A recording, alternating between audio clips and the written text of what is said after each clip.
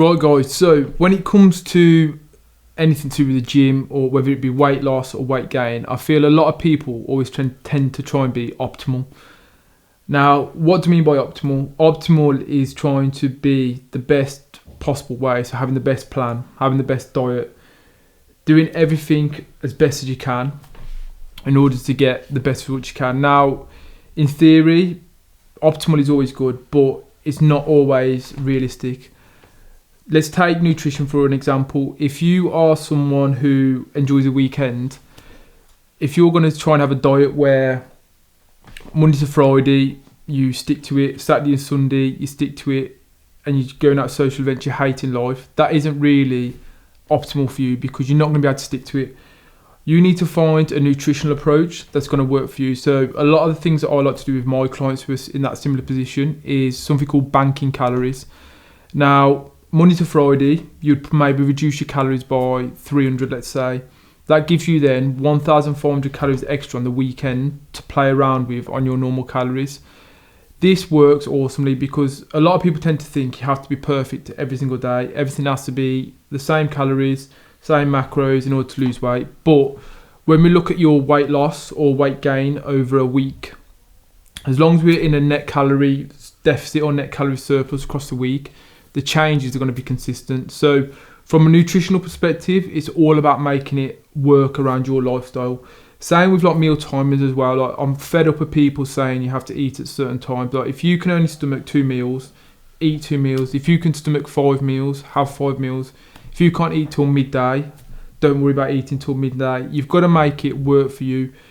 It's not going to be optimal, but it's the best solution for you. And that is what number one when it comes to getting in shape is making it realistic for you, enjoyable for you, and making sure that you can stick to it as well. Because if you don't enjoy it, you can't stick to it, and it's not enjoyable, how long are you going to stick at it? And this is again where these quick fix processes of like these 6 to 8 week transformations aren't that actual realistic, because you run yourself into the ground, you're 100% tunnel vision on trying to be the best version of you, but it's not your lifestyle. You've literally changed your life for the sake of getting in shape.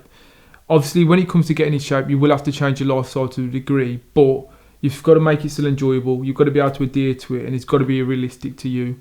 Now, from a training perspective as well, there's a lot of sort of controversy at the minute between like reps in reserve and training to failure, or doing cuff work, or doing this and that, all these other jazzes. And the truth is, again, you've got to make it work for you. There's no point you going to the gym and doing 3 reps in reserve when you absolutely hate training reps in reserve. And there's no point you pushing to failure if you hate the feeling of being pushed to failure.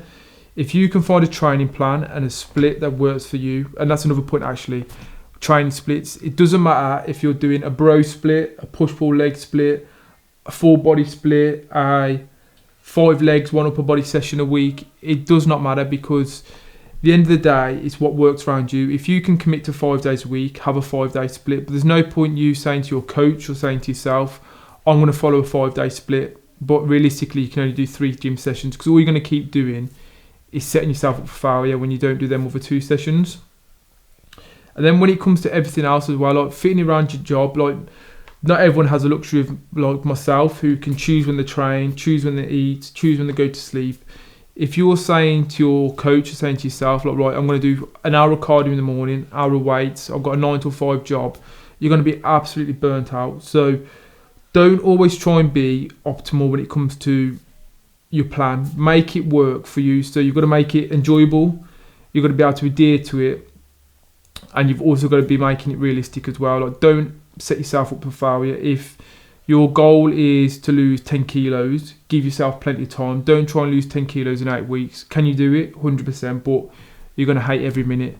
So if you enjoyed them tips and tricks, and you want to hear more of anything to do with behind the scenes of my coaching, and also anything to do with like nutrition, training, etc., make sure that you subscribe to the channel and leave a like and a comment on this video.